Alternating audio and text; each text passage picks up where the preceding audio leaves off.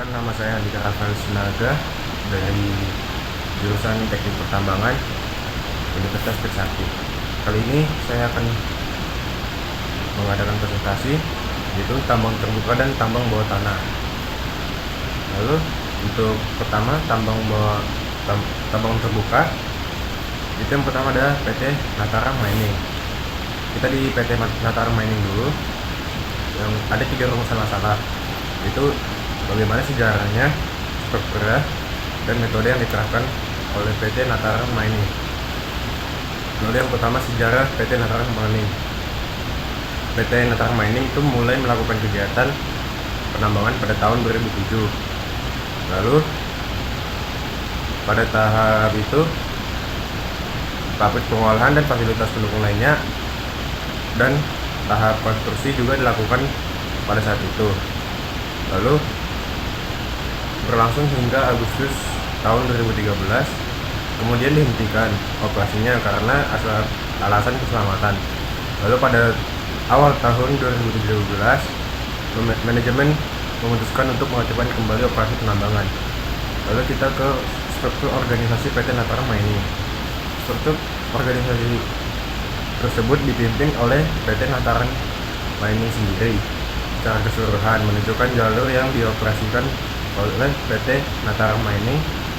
Secara keseluruhan itu sangat menonjol.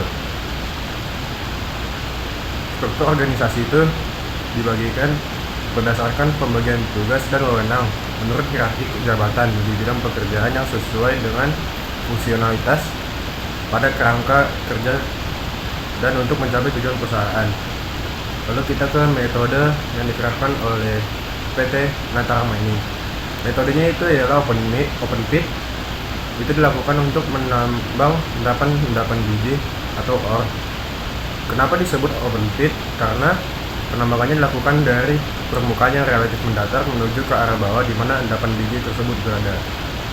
Lalu untuk tambang bawah tanah, kita menggunakan contoh yaitu PT Adaro Indonesia. Lalu terdapat 2 rumusan masalah, yaitu pertama profil perusahaannya dan sistem PT Adaro Indonesia itu sendiri. Untuk profilnya, Adaro memproduksi salah satu batu bara paling bersih di dunia yang dikenal dengan nama Enviroqual. Sebagian besar batu bara Adaro dijual kepada perusahaan pembangkit listrik. 25% itu batu bara Adaro untuk konsumen domestik yang ada di Indonesia, lalu 75% untuk konsumen yang ada di luar negeri. Sebagian besar itu berada di wilayah Asia. Lalu bagaimana dengan sistem Adaro Indonesia? Sistemnya sendiri itu metode tambang bawah tanah, yaitu kemantapan lubang bukaan sangat penting dalam mendukung seluruh kegiatan ada di dalamnya. Yang paling penting itu salah satunya adalah pilar yang berfungsi sebagai penyangga. Jadi kalau pilarnya itu sedikit ada kerusakan, itu segera diperbaikin karena itu merupakan salah satu faktor utama yang mempengaruhi kemantapan lubang bukaan. Jadi kesimpulannya, untuk PT Nataram Mining, dia itu memulai penambangan di DIY menggunakan metode tambang bawah tanah pada tahun 2019. Lalu dihentikan pada sampai akhir tahun 2013. Lalu dibuka kembali pada awal tahun 2017 di penambangan Y Linggo menggunakan metode tambang terbuka. Lalu untuk PT Adaro sendiri, kesimpulannya perusahaan grup yang terintegrasi secara vertikal. Selain anak perusahaan pertambangan utamanya yang bernama PT Adaro, juga memiliki anak-anak perusahaan lainnya yang beroperasi di sepanjang rantai pasokan batu bara, mulai dari tambang ke pelabuhan dan berlanjut ke pembangkit listrik ataupun ke luar negeri.